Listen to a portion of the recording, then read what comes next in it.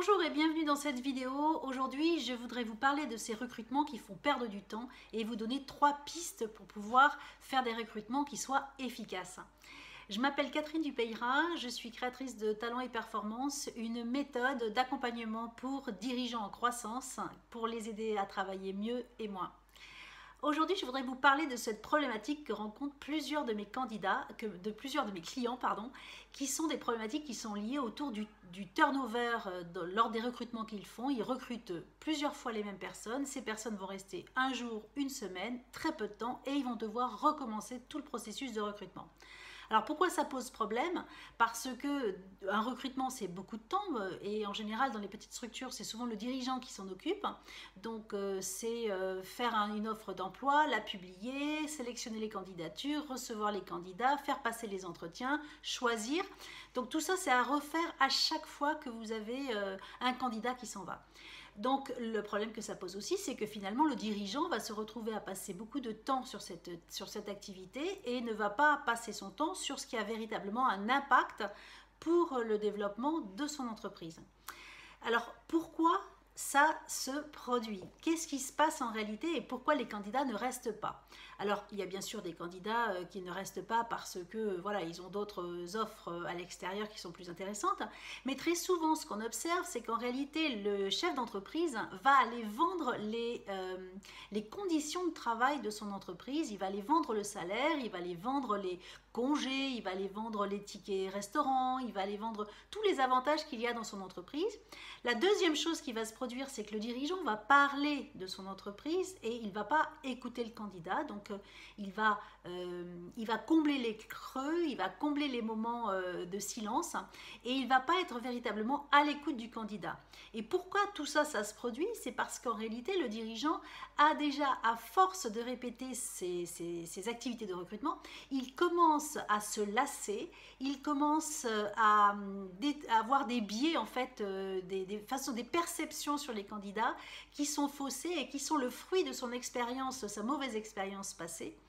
Et il va porter des jugements très rapidement sur les personnes qu'il va rencontrer. Alors, qu'est-ce qu'on peut faire quand on est dans ces situations problématiques de recrutement à répétition? En fait, ce qu'on peut faire, c'est qu'on ne peut agir que sur ce qui nous concerne nous-mêmes en tant que dirigeants, qui nous concerne directement. On ne peut pas agir sur la pénurie de marché, sur les problématiques économiques, les problématiques sanitaires. Donc il y a plein de choses sur lesquelles on ne peut pas du tout agir. Ce sur quoi on peut agir en revanche, c'est soi.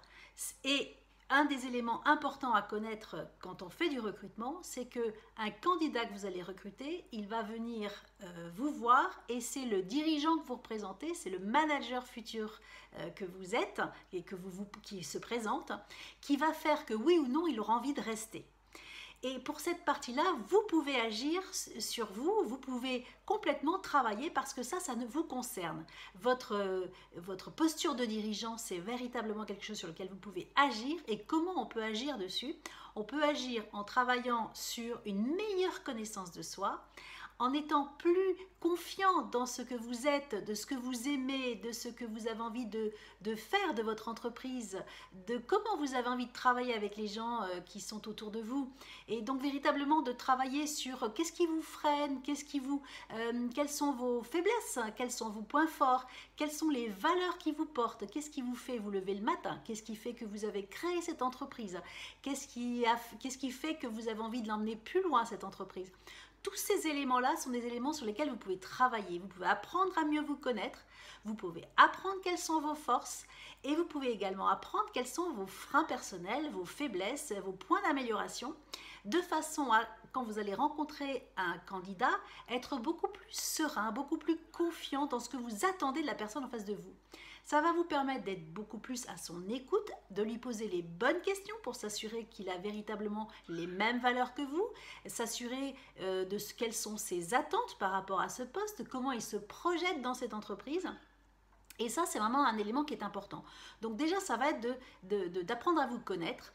Ensuite, de connaître vos valeurs pour pouvoir les partager et les identifier chez votre candidat. Et il va y avoir un autre élément qui va être important, c'est d'avoir une posture très affirmée de dirigeant d'entreprise.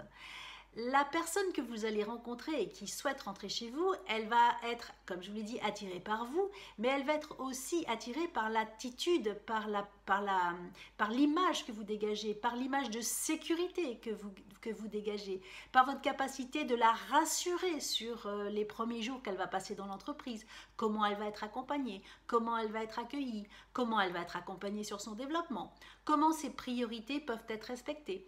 Donc toute cette dimension qui va être liée à votre posture de dirigeant, c'est vraiment quelque chose que vous pouvez mettre en avant, en tout cas que vous pouvez mettre en avant dans les mots que vous allez utiliser, dans l'attitude qui va être la vôtre lors de cet entretien.